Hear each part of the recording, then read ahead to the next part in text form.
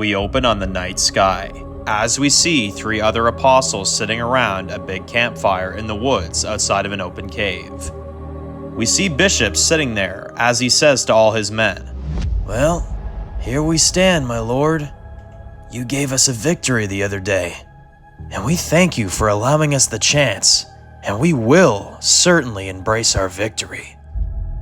This world doesn't have many victories anymore, but the other night, we made apostle history. You know, I always think about before all this havoc. I think about time, money, laws, 9-to-5s. These are all things the world made up back when we were civilized. But God had other plans. He wanted things to be more simple. No stress about work or money or bills or anything like that. But now, humanity is being restored. Things are going back to how it once was. There's no limit on what people can do anymore. It's a broken world with very little hope. But humans evolved. So can the world. And the humans that have been chosen to continue on this planet is still here because they have a purpose to fill. At my worst, I was sure I would find that white light into the other side. And for a second I did. But I believe that every person sitting around here right now is here because they all have a purpose. Like the apostles once said, the bishops are the successors of the apostles, and that an unbroken line of successions connects the apostles to all legitimate bishops, a doctrine known as apostle succession. And I'm here to promise you all that we will carry that legacy, that we will carry it for generations into this world gone mad. as we see all the apostles take off their masks and pray together, as we see Bishop looks at them and smiles.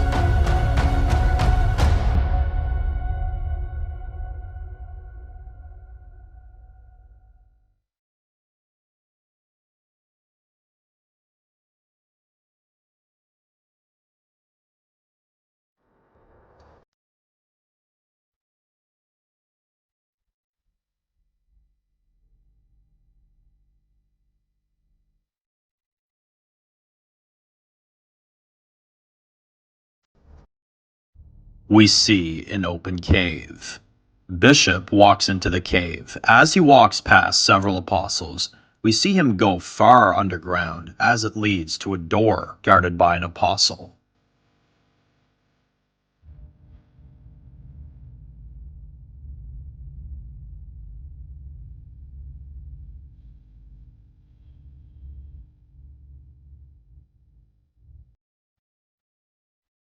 He goes inside, where he walks down more stairs as it leads him to an underground community.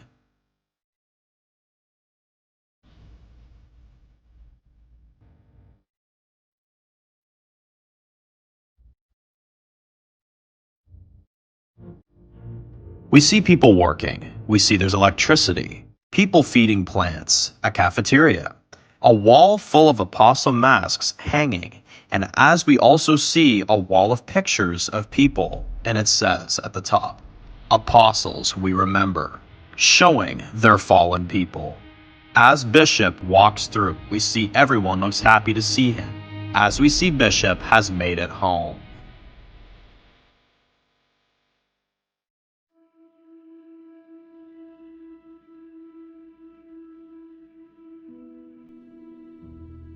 We see Bishop walks down some stairs. As he walks through, several apostles standing guards. We see him walk into a very nice room. As an apostle walks up to him, and Bishop says, "Everyone clear the room. I need to talk to my assistant for a minute." Everyone leaves, and we see Bishop says, "Apostle Cheryl, did I miss anything interesting while I was away?" Cheryl says, "No sir, been mostly quiet." "Who's the new prisoner?" Bishop says, He's a part of that group that almost killed me all those years ago. I took off the head of the snake. The main source has been removed. Now it's time to get some information. Cheryl says, "Oh, sounds exciting." Bishop says, Well, thank you for holding things down here. Cheryl starts walking away and says, "Anytime. Oh, and James said he wanted to see you about something later, just whenever you get the chance." Bishop says, All right. as we see Bishop make himself at home.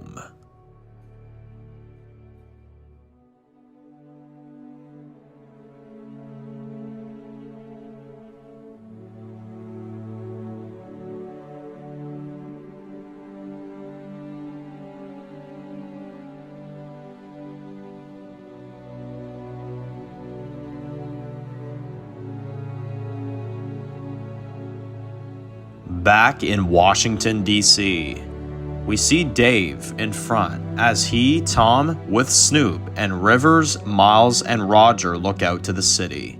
Dave says, "All right, it's getting dark soon. We should find somewhere to hold up for the night. Let Roger rest, then tomorrow we finish the mission." Tom says, "Well, okay. Well, let's not let our tits sit in ice cold air for too long. Let's get a move on here." They all get in the truck and drive over the bridge into the post-apocalyptic city.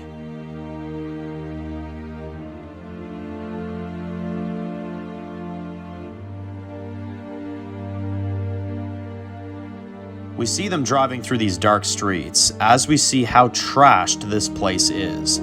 We see them driving through. We then see Rivers looking at all the burned out buildings and the dead, almost skeletons now, and burned corpses. Rivers says, "What exactly went down here anyway?" Tom says, "There's some things people do for the ones they love. Lincoln was the one that made the call to do this. And because of that, we're still here. It may not look like it, but it was worth it." Mal says, "Still feels weird being back here again." Dave says, "It's not forever. We'll be in and we'll be out within a day." They pull into the alleyway. As they park the truck, they all get out, and Rivers sees a building in decent condition and says, "We'll go here. I don't think this one's been burned." Dave says, "Nice job. All right, we'll go to the..." They then hear the sound of several deadheads down the street, and Tom says, "Sounds like a shitload." Miles says, "Let's get inside." As they all run in and lock the doors, Dave looks at them all and says, "This'll have to do for the night."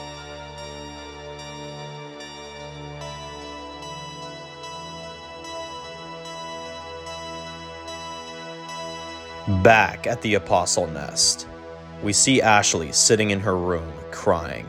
We see her looking at herself in the mirror as she says, "I should have known. I should have known. Fuck, I should have known. How the fuck didn't I know?" And as she looks at herself in the mirror, we see flashbacks of her through the mirror, of her begging Bishop not to kill Lincoln. As we see the smile on his face, we see Ashley crying that night and looking angry. And now, as she looks at herself and says, "The snake will always bite back." As we cut to the snake, Bishop sitting in his room. As we see he's got a nice setup down there. We see he's pouring himself a glass of brandy as he sits down. The second he has a second alone, we see him sitting there remembering something that he did in the past.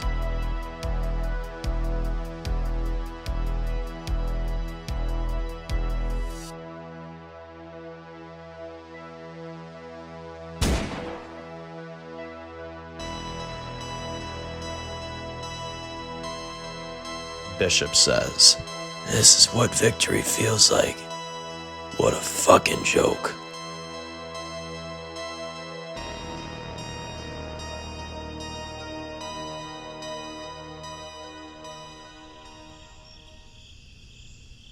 Back in Washington, D.C., we see Rivers is on first watch. We see she's smoking a cigarette, and Tom walks up to her and says, "Hey." Rivers says, "Weren't you supposed to be out here 3 hours ago?" Tom says, sorry. I haven't been sleeping much lately. River says, why not? Tom says, just ever since these apostles have come into play, things have been different. I feel like we're all about to be those people we were last time we were here, before this place got burnt. Rivers looks upset and says, none of this is your fault. I dragged everybody into this. I asked Sydney for help back there. Sometimes I wonder if maybe I should have just kept going. Maybe you guys wouldn't have been in danger. Tom says, hey, don't think like that. You have helped us more than ever. And Lincoln's a good man. He put his faith in you that day. And look at you now. I'd say you made the right call. River says, thanks. Although, you don't know all the stories. About the apostles. What my dad did. Fuck, what I did. Tom looks at her and says, you should get some sleep. River says, no, I can't sleep now. Not in this burnt piece of shit, at least. And Tom asks, how many smokes do you got? River says, 7. Tom says, that's good enough. Do you want to tell me what happened? River says, okay. Well, here it is. We then see James punching Luke in the face over and over again, and Luke says, I didn't do anything. James says, oh, you didn't now? Well, as far as I'm concerned, you're not the one with the burned face here, are you? So how about you count your fucking blessings? He then hits him again, and then we see Bishop come in from out of the shadows, and he says, I knew I'd find you like this. James says, welcome home, sir. Bishop says, clear the room. Me and our guest here are gonna have a lot of catching up to do. James says, of course. As James and the others all walk out of the room, Bishop then pulls up a chair. Luke looks terrified and says, You here to finally kill me? Bishop laughs and says,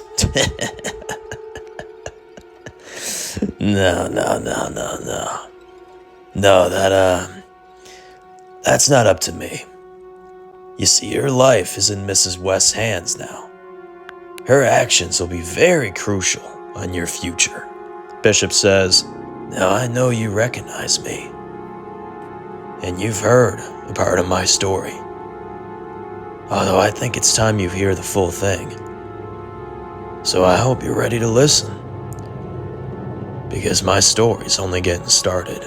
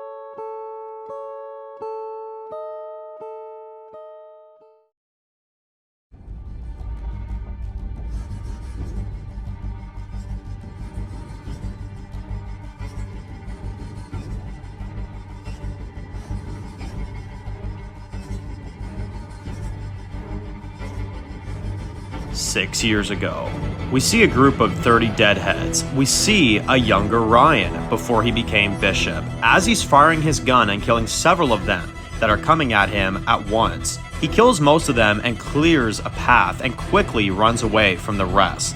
As he then checks the bullets that he has left and sees he doesn't have many. as he runs down the road away from the rest of the deadheads.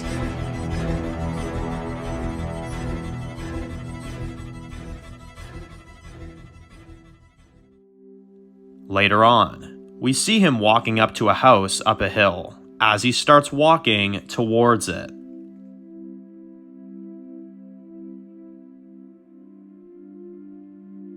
Later that night, we see he's just sitting by the window, as we see he's looking at an old gun that has several lines chipped into it, as he looks at the dead banging at the window, and we hear a woman's voice saying, "Honey? Honey, hey." As he turns around, we see it's Amelia. As we see she's pregnant, and Ryan says, "Yeah, are you feeling okay?" She says, "Are you? You've been out here most of the night." Ryan says, "Oh, I'm sorry. I just couldn't sleep. I didn't want to wake you." Amelia says, "Well, this little guy's been kicking the ever-living shit out of me all night, so I get the struggle." Ryan doesn't laugh, and she notices, and she sits with him and says, "What's been keeping you up, babe?" Ryan says, "The dead. More and more are piling up. I'm starting to question our safety here, baby." Amelia says, "It's only been a few months, babe. The dead are going to start to die out eventually. There'll be less and less of them. We may not have anyone else but us, but it'll be something, okay?" Ryan says, "My God, what would I do without you?" Amelia says, "What would you? I am the ideal wife."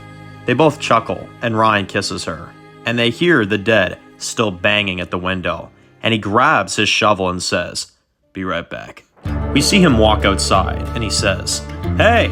And he bangs the shovel against the fence in the front of the house as the dead approaches him. He kills them all, and we focus on the bloody shovel as we see Amelia watching this from inside.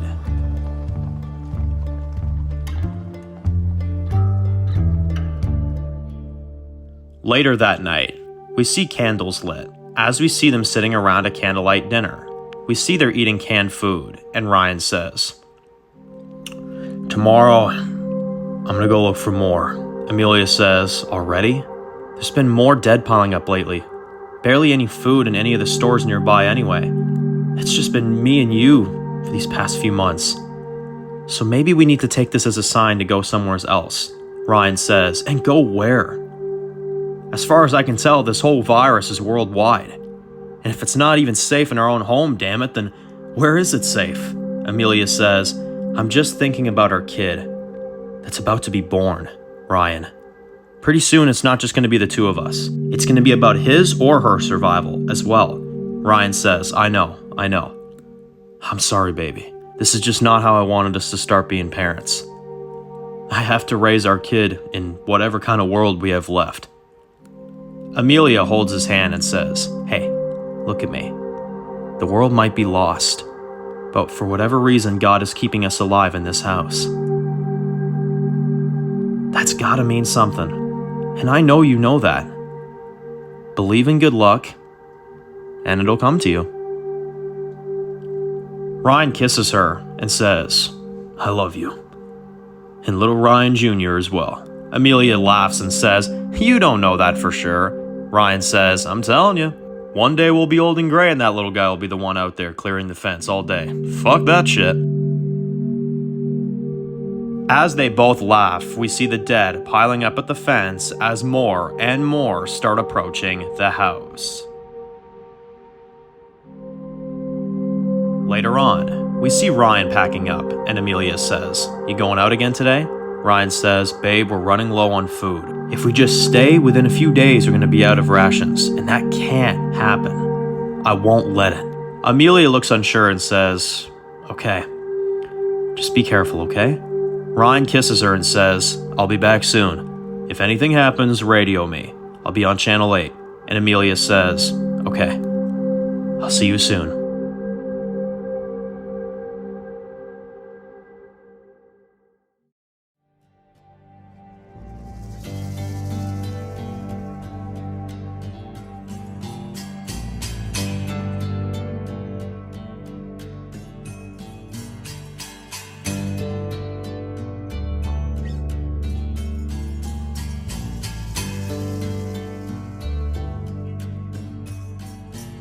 we see Ryan walking the streets. As he's approaching the store, Target, we see him walking through this abandoned parking lot with cars everywhere, but nobody around. This town is full of death. As we then see he walks in and points his gun forward and whistles to see if there's anybody in there. He hears and sees nothing and then walks in. We see the shelves are pretty much empty, but there's still a little bit left.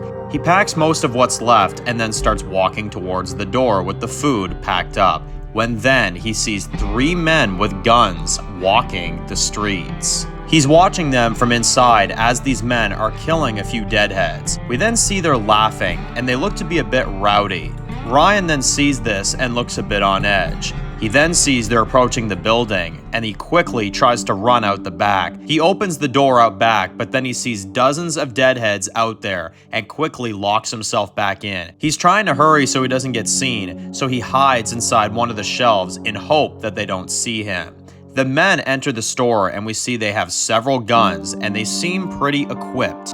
We see they spread out as one of the guys goes down the aisle that Ryan is hiding in. And as the man is walking through, static from the walkie-talkie starts going off. The man hears it and Ryan quickly turns off his walkie-talkie. The man keeps walking. Back at the house with Amelia, we see she doesn't look well and then she looks outside to see several deadheads outside. She looks scared and starts walking outside to take care of it. We see several are pressing up against the fence and she looks worried, and then she pulls out her walkie.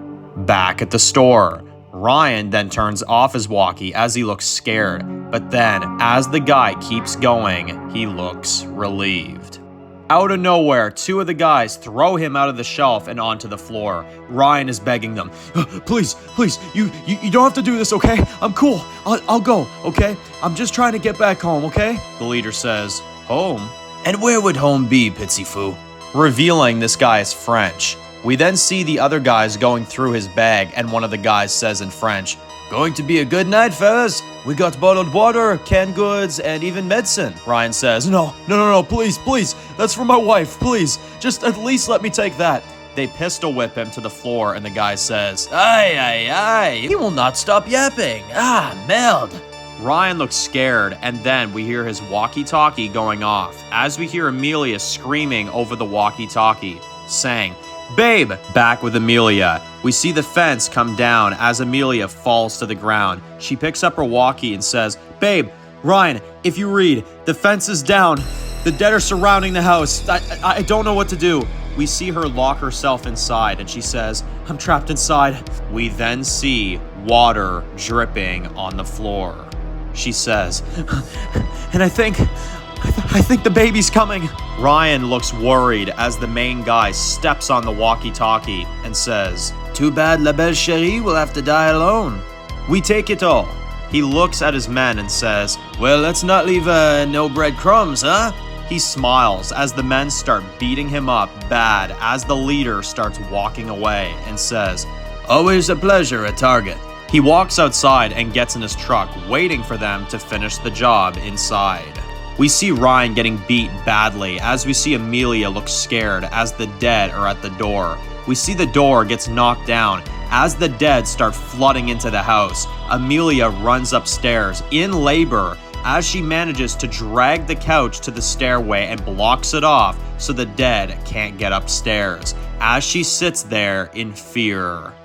We see Ryan is covered in blood, pleading on the floor as the guys laugh and one of them says, Let's pull out a knife and put that in his skull, huh? When out of nowhere, a knife comes through the guy's mouth as it goes through the other side as we see his tongue get cut out as some of it is hanging out. We then see it's Austin as he kills the guys like they're nothing and says, Hey stranger, sorry about the bad luck, sir. Here, let me help you. As he helps Ryan up and Ryan is flinching and Austin says, Yeah, they did you over pretty good, huh? Here, have a seat. I got some painkillers in my bag. It ain't much, but it may help. Ryan says, Oh, thanks. He gives Ryan a sip of water and says, So, you from around here? Ryan says, Look, I appreciate everything you've done for me, and I do, but I got somewhere I need to be. Austin says, Hey. You're in no position to go anywhere right now. You're barely on your feet as it is. Ryan says, Look, no, you don't understand. My wife is in labor. She tried to contact me on the walkie, but they fucking destroyed it. Austin says, All right. I'm gonna help you get back to your wife, okay? Make sure both of you are okay. Then we'll go our separate ways. No hard feelings, okay? Ryan looks at him and asks, Can I ask you an obvious question? Austin turns around and Ryan says, Why do you give a shit about me? You just met me, for Christ's sake. Austin says, Because we gotta be human beings. And based off the state of the state, it appears to me that we're running low on those, don't you think? He helps Ryan up as they both start heading back to the house.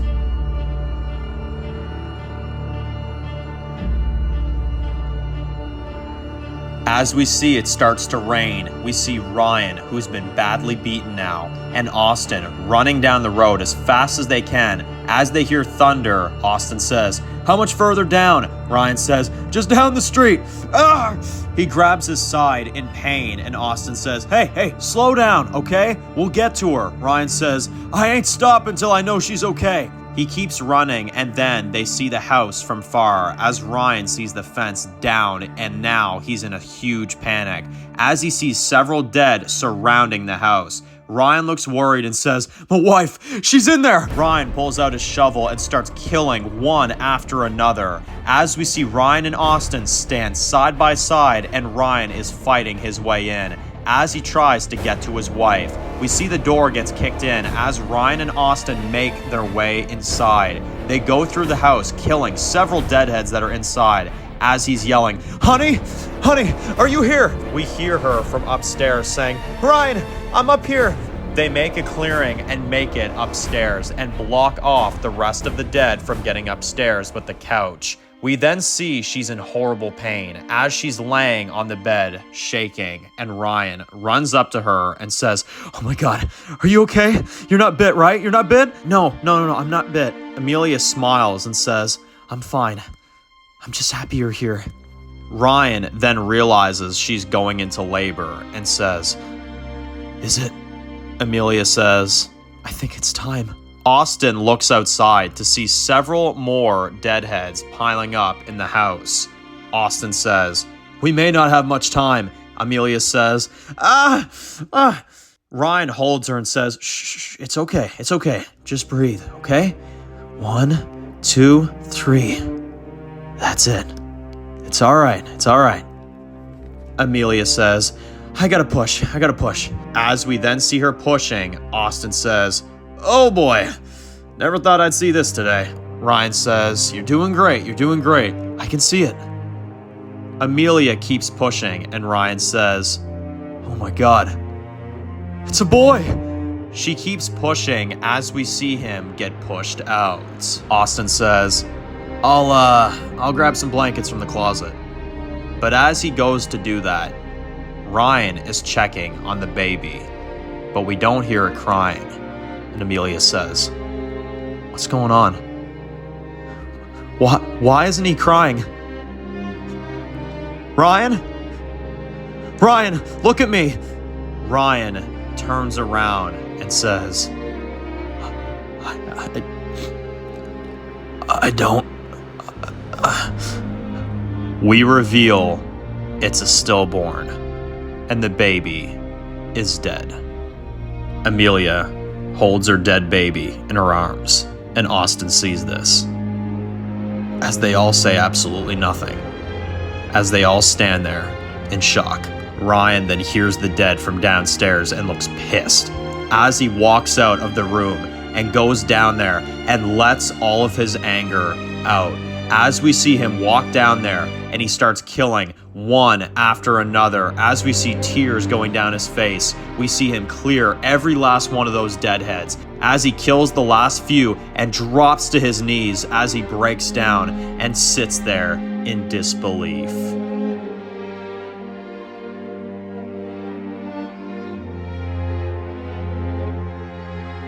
One day later. We see all the dead bodies being burned as we see Ryan, Amelia, and Austin standing there watching all the dead heads burn. We then see they all bury the baby as we see them all standing around his grave, as we see Amelia looks disgusted and broken. Later that night, we see them all sitting at the kitchen table in the dark, and Austin starts getting his stuff and he says, "I left you guys some rations in the pantry, enough to last you a while. I gotta get back home. My folks are gonna wonder where I am." Ryan says, "All right." He hugs him and says, "I don't hug somebody unless I truly appreciate them. You saved me. You saved my wife. You helped save us both. Thank you." Austin says, "It's no problem. Just because the world ain't what it used to be, we can't forget about what's still around. It's the people. And those lives that are still around, they matter now more than ever." He starts walking away, and then he turns around and says, "Look, I know you both are dealing with a lot, and you're probably not in the right mindset to be making any big decisions right now, but you can come with me, you know." Ryan looks up, and Austin says, "I can talk to my leader. I can convince them into letting you stay, both of you. We're from a small camp. It's nothing too impressive, but it's something. And considering all that you've both been through, I think a change of scenery would do you both some good, if that's something you'd be interested in." They both look unsure, and Ryan says, "You take people in?" Austin says, "We do. And I'd say you two definitely earned it." Amelia says, "We can't stay here. I can't. Not now." Ryan says, "Babe, are you sure?" Amelia says, "The only thing I'm sure of is a fresh start, and that's all I want." Ryan looks at Austin and says, "All right. We're in." Austin says, "All right. Well, I'll give you guys a chance to get your things." Ryan then looks at Amelia and says, "Hey, are you sure about this?" Amelia says, "Yes.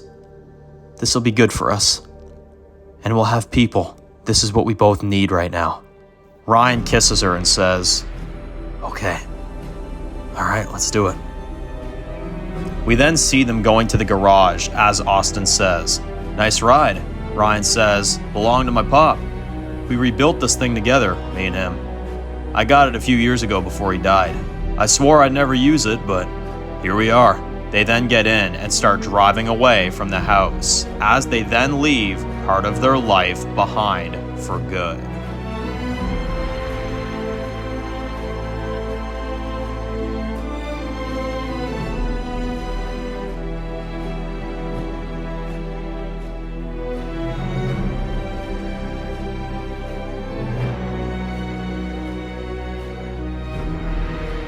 As we see them traveling the roads, we see they're on their way there, and Ryan says, "How far out?" Austin says, "Just a few more miles." Ryan pulls over and says, "We'll walk from here." We see them walking down these train tracks, as Austin says, "Almost there." Ryan says, "So how many people do you have?" Austin says, "We're 52 now. We hunt when we can hunt, we let people in, but we also kill if we need to." Ryan says, "Wait, you've had to kill people that have crossed into your land?" Austin says, "Not necessarily, but we've had to turn people away before." Ryan says, Austin says, "What?" Ryan says, "I've never had to kill anybody before." Austin says, "Yeah, it's a brutal world, my friend. In order to survive it, you must do the unspeakable sometimes, no matter how ugly it is. I saw how you fought to get to your wife in time. When you're trying to protect the ones you love, you don't think about the ones you kill. You think about the ones you kill for." They then see multiple people come out of the woods with guns, as we then see them surrounding Austin and the rest, and Austin says, Hey, guys, it's me." We see James comes out of the bushes and says, "Welcome back, fuckface. You were gone more than a week. We thought you died by this point." Austin says, "Sorry about that. I was just helping these folks." James says, "And who the fuck are these guys?" Austin says, "James, this is Ryan and his wife Amelia. I've been helping them out." James says, "Well, that's fucking lovely, but we're currently not looking for more raiders at the moment. You know that family that we took in about a month ago, Austin?" Austin nods and James says, "Yeah? Well, last night they hijacked over half of our rations and took off in the dead of night. I told you we couldn't trust that family, but you insisted that we'd let them in now, didn't you? Then you run off to save, what the fuck is this guy's name again? Ryan says, you heard my name, asshole. I'm not here to take your shit. We're just looking for a home there, buddy. James says, denied. Good luck out there. Austin says, James! James turns around and says, my mind's made up. Put your dogs back where you found them. Ryan looks like he wants to start a fight, and then we hear someone come in on a horse. As they ride in, we see it's Ashley. Ashley says, what the hell is going on here, James? James says, Austin's trying to let new fuckheads in while we've already got raiders on the loose with all of our shit. Ashley says, raiders? Well, as far as I recall, you were the one on guard duty last night, and it looks like someone wasn't doing their fucking job, now doesn't it? You know, it's really unfair to judge people without even knowing who the hell they are. Ashley walks up to them and says, you'll have to excuse my brother. He's a bit of a hothead. Ryan says, yeah, I can see that. Ashley says, you two look like you could use some hospitality. Amelia says, more than you can imagine. Thank you. Ashley says, yeah, don't mention it. I'm Ashley. Ryan says, I'm Ryan. This is my wife, Amelia. Ashley says, well, it's great to meet both of you. Again, I'm sorry for the introduction. Keith, can you escort these two to a new trailer? We got a free one for both of you to stay in. Ryan and Amelia go with them, as Ashley hangs back and James says, well, there's two more fucking mouths to feed. Ashley says, yep, and we will. We got robbed. Big deal. Doesn't mean everybody's like that. James, if we're not here for people, what the hell are we even here for, big brother? As we see her walk away, as we see James looks pissed.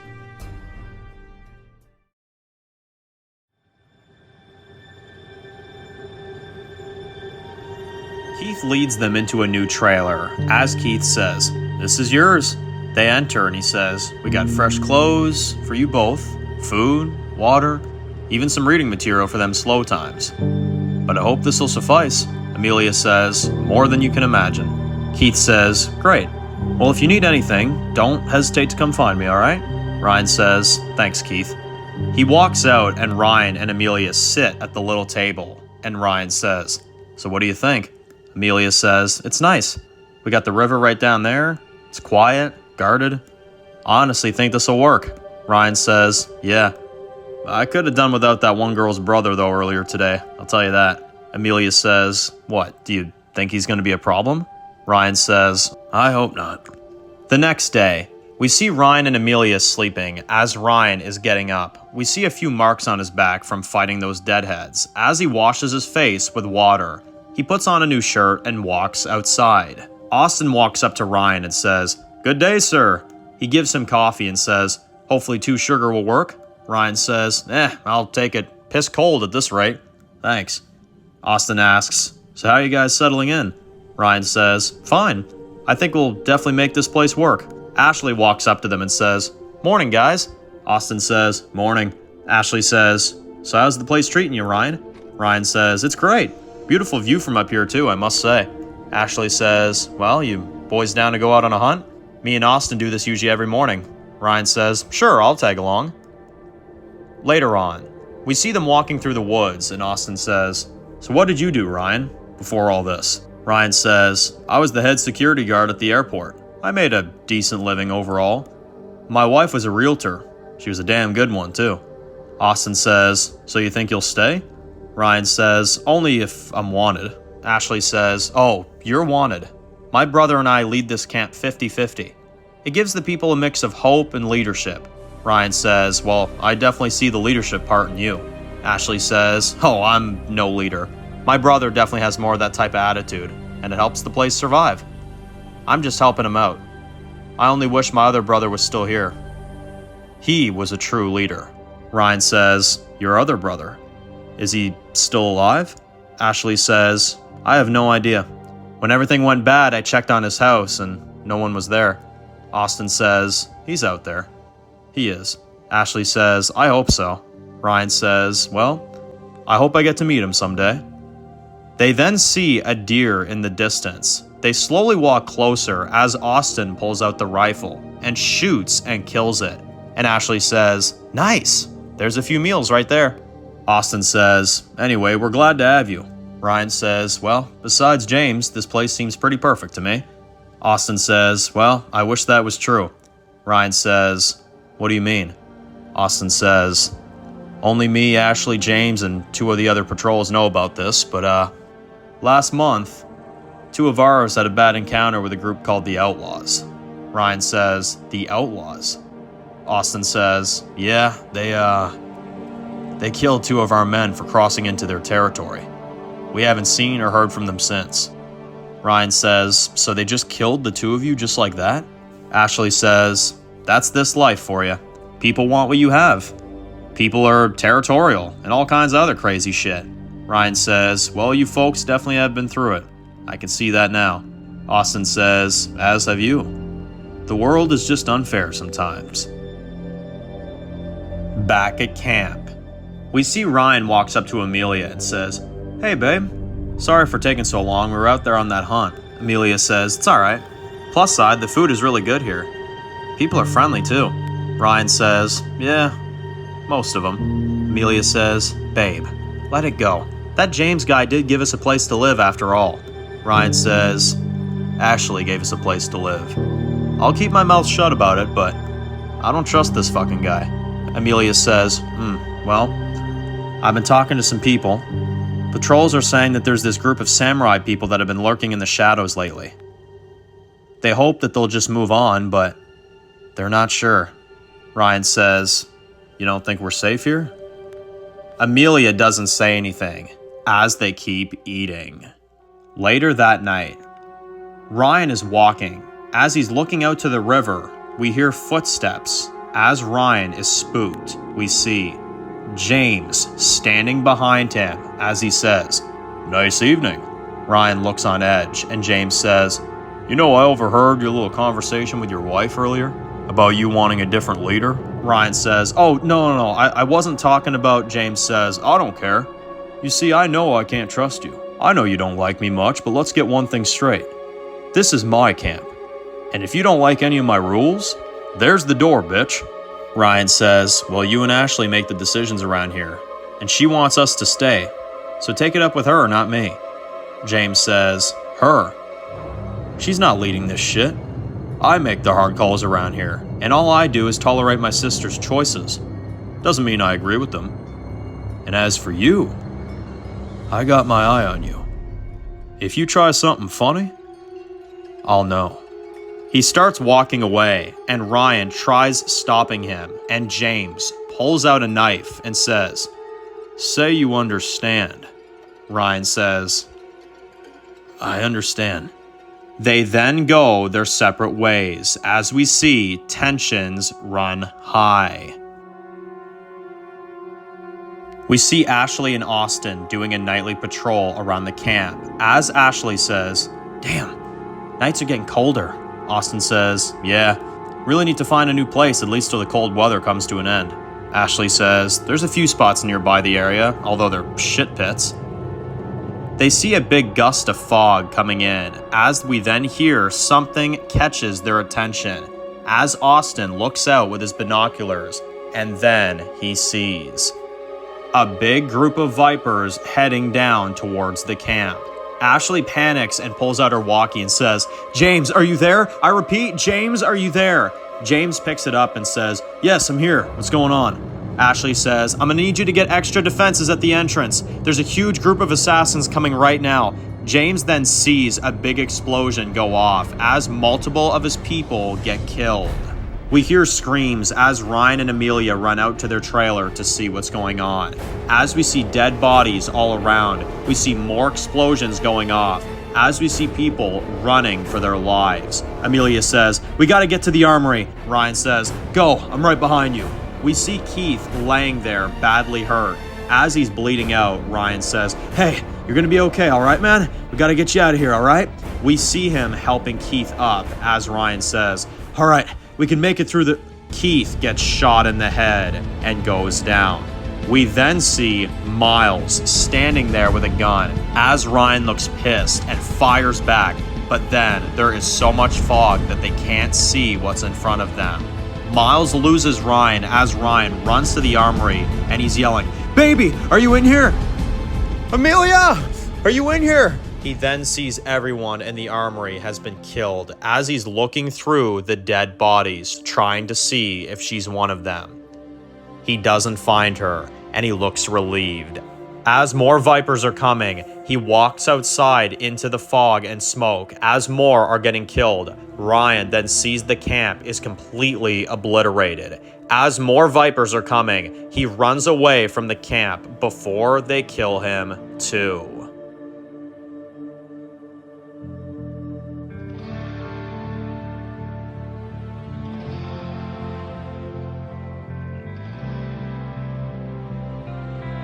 Ryan is running through the woods. As he stops to take a breath for a minute, he starts crying in fear that Amelia is dead.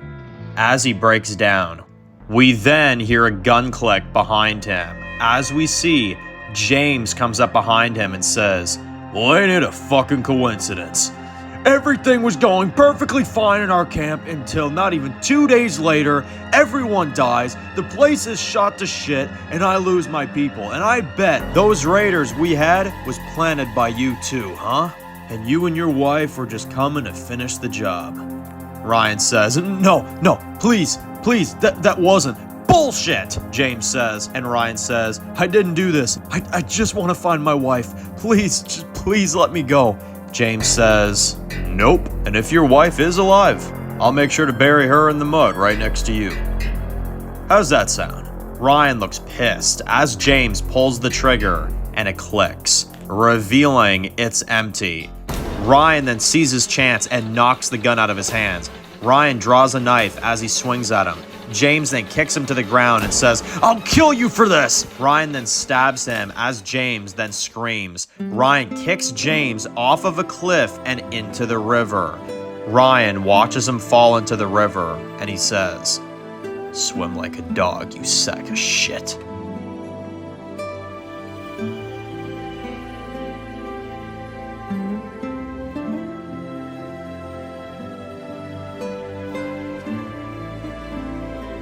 Three months later.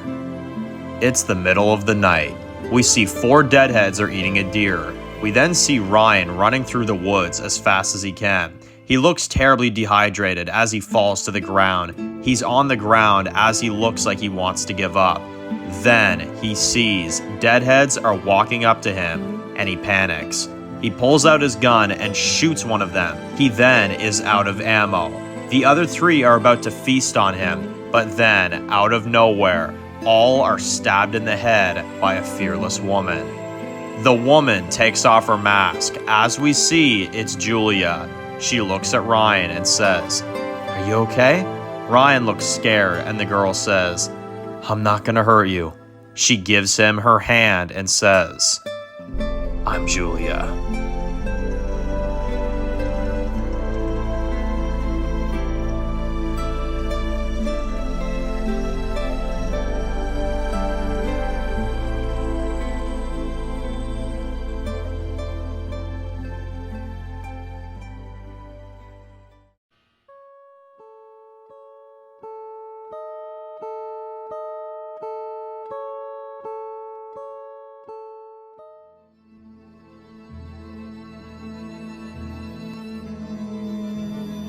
Bishop says, "And that's how I met the Vipers." Luke says, "Your wife, did you ever find her?"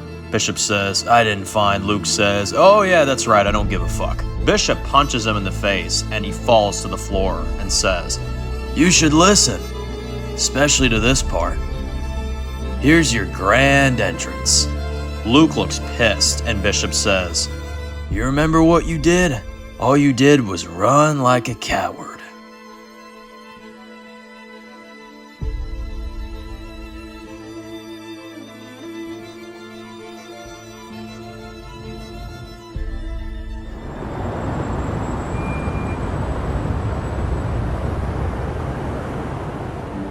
"5 years ago, before the Viper City attack, we see Ryan sitting in a little apartment. We see the clock turns to 6 a.m. and Ryan walks up to the window as we see the city starting to light up and businesses starting to open for the day.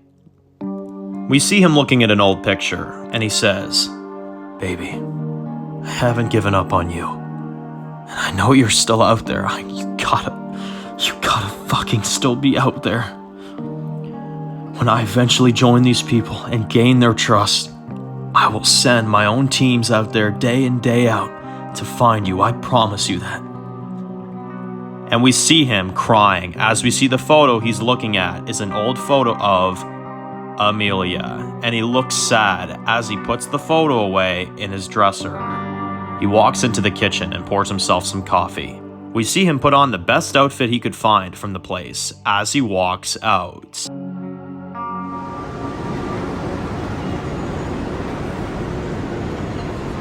We see Ryan walking the streets as we see Julia walking towards him from a distance. Julia is walking the streets and we see Ryan says, "Hey." Julia says, "Hey, how are you settling in so far?" Ryan says, "Well, I've got asked to join the Viper military. When your mom heard about what I could do out there, me against the dead and all the experience around them, she wanted me to become a sergeant. So I'm going through with training this afternoon." And Julia says, "What kind of training?" Ryan says, "Don't know yet. But you should know, I mean, that's your mother." Julia says, "Oh, my mom doesn't tell me anything about that. She says it's her job and that I shouldn't be involved." And Ryan says, "Well, anyway, you want to get some breakfast?" Julia says, "Sure, it's on me." And Ryan says, "Once I'm working, I'll pay you back." And Julia says, "Oh, it's no problem. You're new here. Come on, let's go." We see them sitting at a table, and Julia says, "Thanks for coming.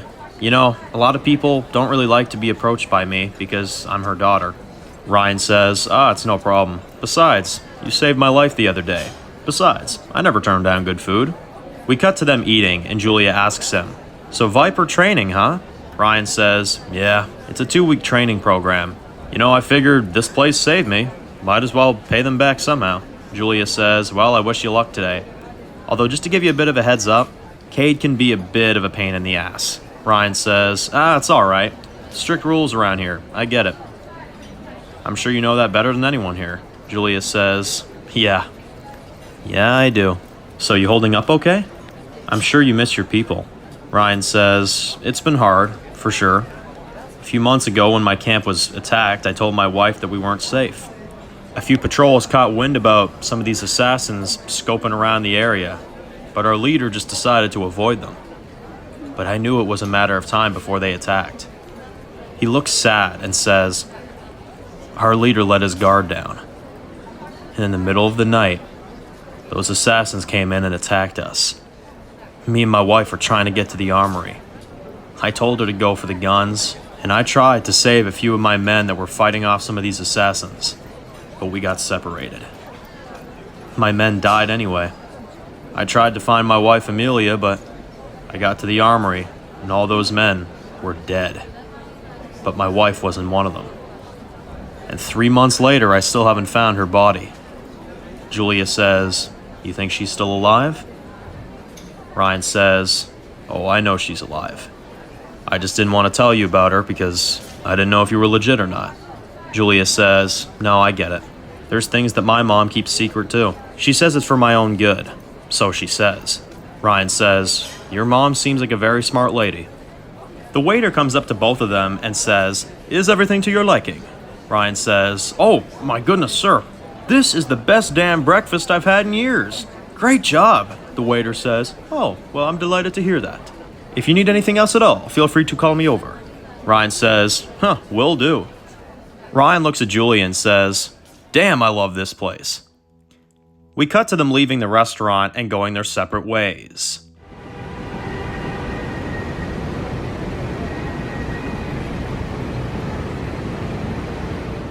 We see over 20 people jogging around a huge circle, as we see Ryan is one of them. We see he looks terribly out of breath as he looks to be slowing down compared to the others.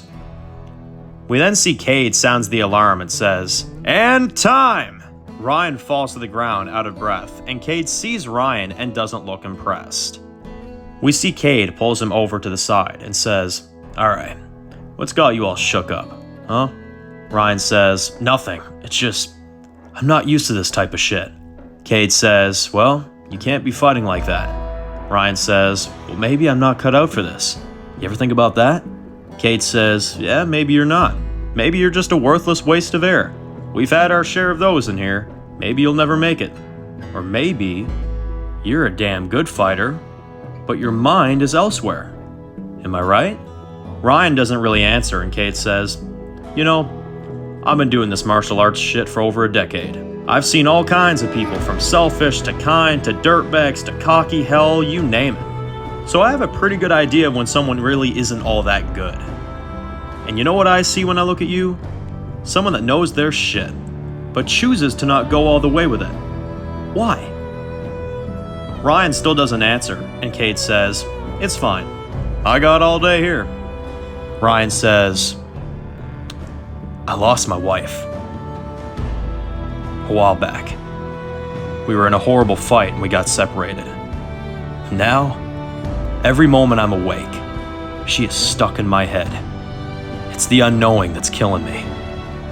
It's just too crazy.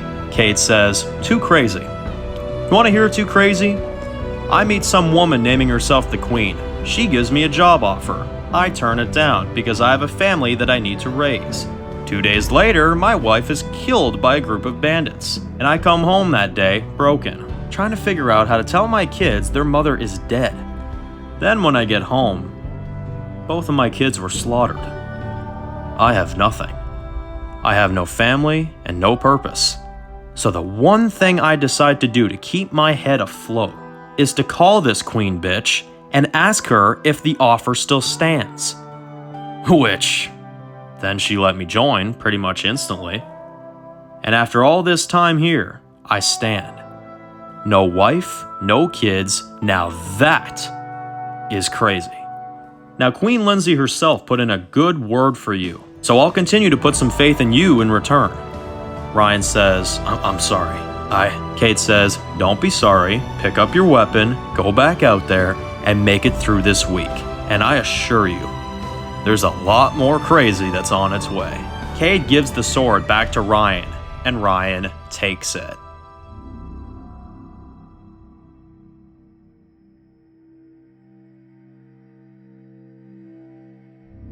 We see Lindsay sitting at a very fancy desk as she's sitting there writing stuff down, and we hear a knock at her door, and she says, Come on in.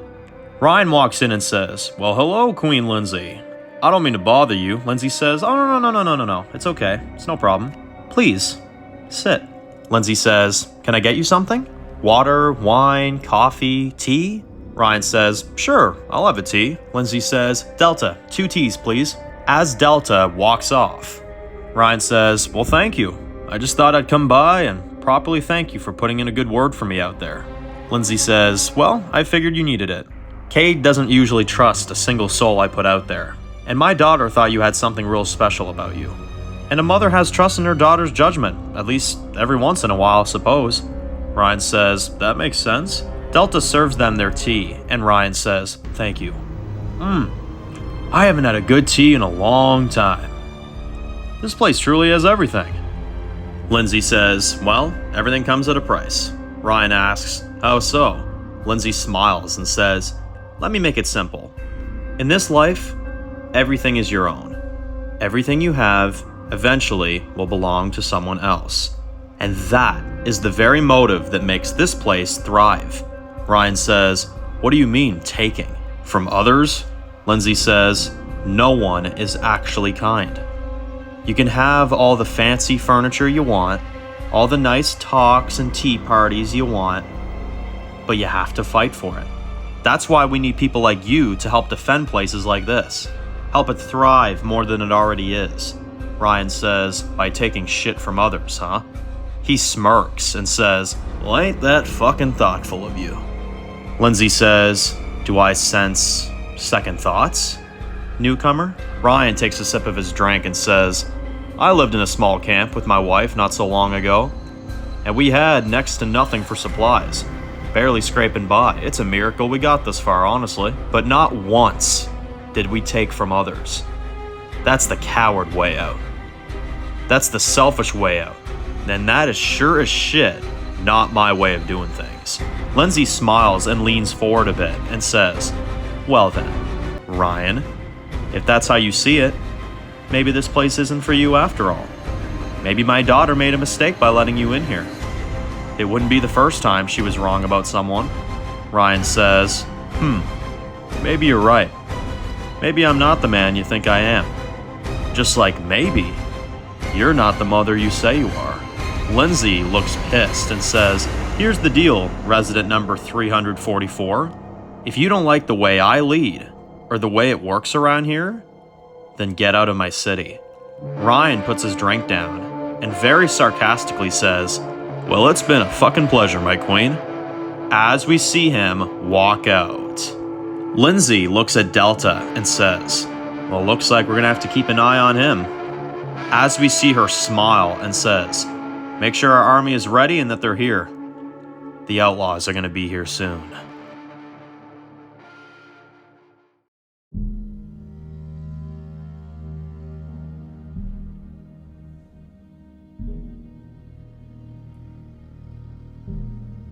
Later on, we see Ryan sitting in his apartment as we reveal several people talking in the streets as they're all walking in one direction.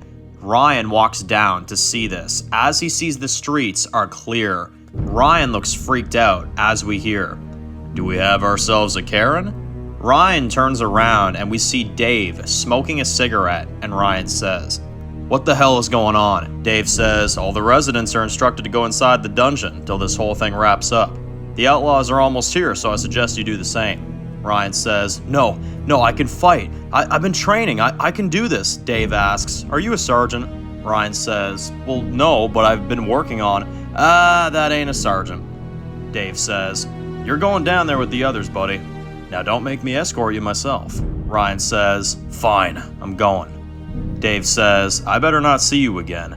Ryan laughs and turns around and says, see me again? The only way you should be scared is if you see me up here again. For all you know, you may just be looking at a ghost. He walks away as we see Dave walking the streets, as we hear the horn go off, as he picks up the walkie and says, this is Dave Miller. Lincoln, do you copy? Lincoln picks it up and says, Dave? Oh my God, you're still alive, man, thank God. Dave laughs and says, of course I am, and I plan for it to stay that way tonight too. Listen, you ready? Lincoln says, we're approaching the gates now. Ryan is walking towards the dungeon as he then sees something that catches his eye. We see a kid sitting at a window on the top floor of one of the apartment buildings. We hear the alarm going off as we can see there is not much time left. Ryan can't leave the kid up there on his own, so he enters the building. He runs up these stairs trying to get to them in time. He then knocks at the door and says, hey, I know there's someone in there, open up. As he then uses a tactic to get them to open the door. This is Sergeant Ryan, I'm gonna bust this door down in 10 seconds if you don't cooperate. The door then opens as we then see a mother and her child. As the woman says, you're not a sergeant. Ryan says, no, I'm not, but I'm gonna tell you what they told you. There are bad people coming right now to hurt this place, and we are running out of time, badly. The woman looks scared, and the kid says, Grandma? We then see there's an older lady that is sitting in the chair and barely conscious, and her grandson is by her side, and the woman says, my mother is sick. She probably only has 2 days left at the most. But I can't move her, and I'm not leaving her behind. Ryan doesn't know what to say as he sees this dying woman and this young boy, and the woman says, just go. Act like you didn't see us. Please. Maybe these outlaws won't find us, Ryan says. You can't bet on that. Look, I gotta get you out of here. We gotta go, and we gotta go now. The woman says, I can't just leave my mother. I can't. Ryan says, look, I'm sorry. I really am. I know this is an impossible call to make, but if you want your boy to live, we have to go now. We then hear a huge explosion from outside. Ryan looks out the window scared and says, look, I know it ain't easy, but please, please let me get you to safety. The woman and the kid are crying as she then kisses her mother on the forehead and says, Mom, I'm so sorry. I'm so sorry. Please understand why I had to do this. Please. Understand why I had to do this. Ryan is looking emotional as he says, come on, kid, don't look. The kid is crying as we then see them get their things as they have no other choice for her kid's life to leave her dying mother behind. As they quickly are running down this big flight of stairs, they are trying to get down in time. We then see them running out of the lobby as they run out into the streets together, as we then see behind them the military with guns are marching down the streets, clearing everybody they see. Ryan says, "This way, this way!" They take a left as they back up against a building, and Ryan says, "Go, I'll buy you some time to get away." The woman says, No, we can get there together." Ryan says, "No, we won't make it. Go down King Street. You keep going until you see an old dungeon. Go in there and stay until this is all over. You can make it, I know you can. I'll hold them off for you. I'll buy you enough time to get away." She says, "You'll die." Ryan says, "I know. Now go." The woman cries as she takes her kid and runs for her life. Ryan then sees the military are getting closer. He pulls out his gun. He then sees he's got 2 magazines left, and he smiles and says, "I'm sorry, Amelia." He starts firing back at the soldiers and shoots and kills 3 of them on the spot. He then fires back as we then see he runs out to an old barber shop and he runs for cover. We then see Luke says to Roger, "You keep going, I'll get this fucker." Roger says, "All right, we're gonna circle around, all right?" They split off. As Ryan then sees he's only got a few bullets left, Luke sees him inside as they fire back and forth at each other. Ryan then runs out of bullets and starts running out back trying to get away. We then see even more buildings are blowing up in front of him. As he's trying to find a place to go, he then runs into the apartment building and goes up to the top floor and locks himself in. We then see the old woman is still breathing, and Ryan says, "I'm so sorry. I'm sorry I couldn't save you. I'm sorry I couldn't save my wife. Austin, Ashley, I'm ready. I'm ready to join them." He hears Luke running up the stairs and he quickly backs up against the wall and says, "But if I'm going down tonight, he's going down too." He stands there with his knife ready, and Luke walks in to see the old woman. He stands there, not sure what to do, as we then see Ryan comes up behind Luke and pushes him to the ground. Luke's helmet then flies off as he looks at Ryan face to face, as Luke says, "Well, look at you, a viper till the end, huh?" Ryan says, "I'm just defending innocence." Luke says, "These people are monsters. They killed children. They slaughtered towns. That's all they are. Nothing more." And Ryan says, "And what the fuck are you doing?" Luke realizes he has a point, but then he swings at him anyway. Luke says, "I have orders. You all die tonight. That was the plan, and that's what I'm gonna do." Ryan says, "I don't go down easy, so looks like your military pals are gonna be one other man short." They then swing back and forth at each other as Luke pushes Ryan down and throws the knife at him. But then Luke accidentally misses and the knife hits the old woman right in the throat as she bleeds out and dies. Luke looks horrified with himself and says, "What the fuck have I done?" Ryan gets up and tries killing him. Luke then fights back as they keep fighting. They knock a lantern off the table. As we then see they're fighting, we see the fire starting to spread all over the floor. We then see the flames are getting bigger, but then Luke then pushes Ryan into the fire as Luke then opens up the door and says, "Rot in hell with the rest of your vipers." Luke blocks off the door with a shelf so he can't get out, and he runs out of the building as he pulls out a grenade and throws it onto the bottom floor. As part of the building blows up and Luke spits out some blood. Then we hear Roger radios him saying, "Hey buddy, you with me?" Luke says, "I'm here." Roger says, "We could really use your help down here." Luke looks disgusted by his actions and says, "I'm on my way." He runs back to his people and leaves Ryan to die.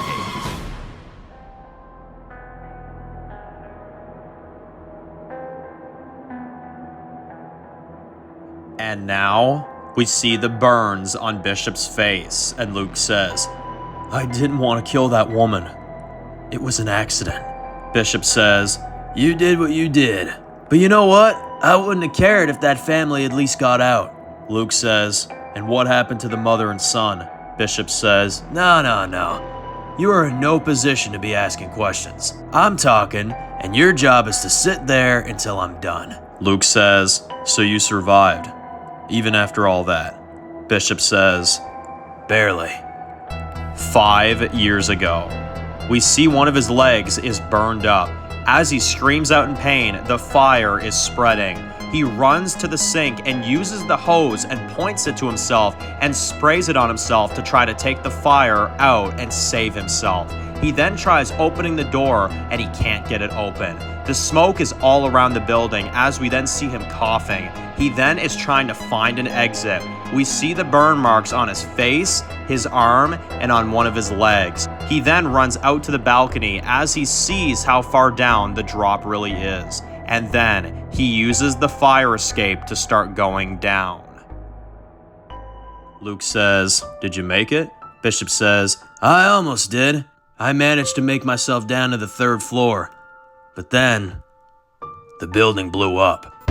We see the building blow up as Ryan is thrown off the fire escape and falls to the ground. He hurts his leg as he looks pissed and slowly starts getting up, and he stands there just looking at the fire. Bishop says, I didn't really know how I survived, but that came later. We see Ryan limping bad as he's walking through the streets and he's struggling to survive.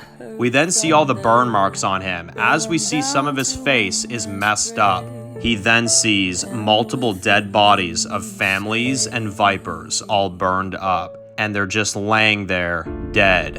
And Ryan looks pissed, and then he picks up one of the viper's swords off one of their corpses, and he puts the sword over his shoulder, as we then see his sword that he has originally was a viper sword.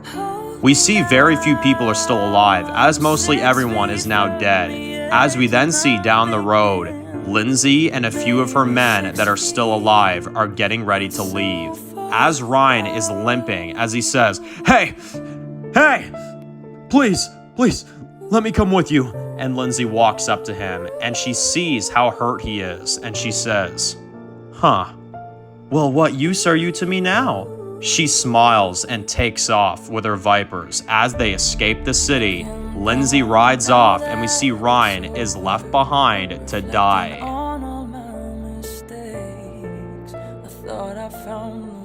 We then see the sun coming up, as we then see the battle is over. We then see the burned up city as Ryan is limping down the road. He sees Lindsay's main office building as he then walks inside. He goes up to the stairs as he sees blood going up the stairs, this being Lindsay's blood after Julia shot her. We see he then walks up to the door and he pulls out his sword as he enters. He then sees all of the heads on the shelf, as we then see everyone lined up. Ryan then sees Austin's head is one of them and starts crying as he starts connecting the pieces. And now he's realizing that it was the Vipers who attacked the camp the whole time. And they may have killed Amelia and the others as well, as he looks pissed and says, I'm so sorry, brother. I'm so fucking sorry. I didn't know. I'm so sorry I didn't know. He pulls out a lighter and wants to burn it down to the ground, but just by pulling out a lighter, he's getting a lot of anxiety just by a flame. He then puts his lighter away and then starts to walk out of the building. As we see him walking out into the abandoned streets, as we see him walking past all the dead men, he then sees the woman and her son. As we see the woman is badly burned, confirming they didn't make it in time. We see her holding her dead son's dead corpse as she is crying, as she is saying, please,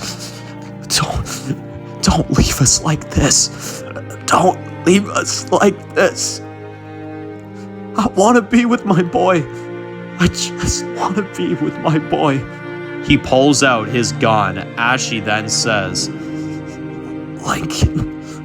Lincoln West. You find him, and you make that monster pay. Please, don't let him get away with this. He looks at them and he sees how hurt they are. He sees the burns on himself as well, and then he clicks the gun and shoots her in the head and ends her life. Bishop then stands over them and says, I promise, if it's the last thing I do, he will pay. We then see him walking out of the burned city as we see he leaves that part of his life behind for good.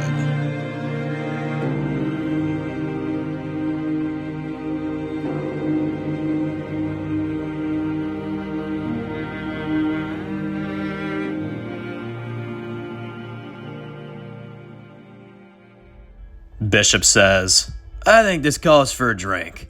We then see them walking into a little bar that Bishop has set up, and he says, Impressive, isn't it? Let's get you a drink. What do you take? Luke looks nervous, and Bishop says, Aye, the words just not go a long way anymore.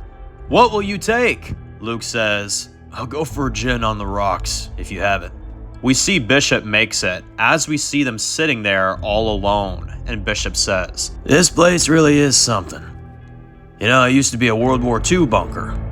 Back in the 1950s, there was a few built nearby the area, awaiting for the end of everything. But when the rumors on the news about this virus of people coming back from the dead started happening, people then started using these again, in preparation. I used to be head of a security group. I had ties to a good few people. One of them was a good friend of mine. He was a pastor. Sometimes I'd volunteer down at his church, and I was practically his wingman. He was a good guy. When I arrived here, he was running things. And he took me in. And Luke says, yeah, and how'd this become yours? How'd you get all your sheep to follow your every move? Bishop says, well, that's what I was about to get to next.